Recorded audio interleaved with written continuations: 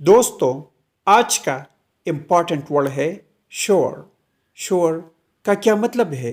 आइए सीखते हैं आज की इस छोटी सी वीडियो में।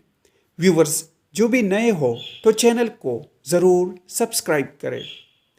श्योर मीन्स यकीनी, काबिल एतबार या भरोसे का। आइए इस वर्ड को सेंटेंस में इस्तेमाल करते हैं। He who fears being conquered is sure of defeat. Fear means hope, डरना। Defeat means शिकस्त। जो पता से डरता है उसे शिकस्त यकीनी है। व्यूअर्स वीडियो को लाइक और शेयर ज़रूर करें।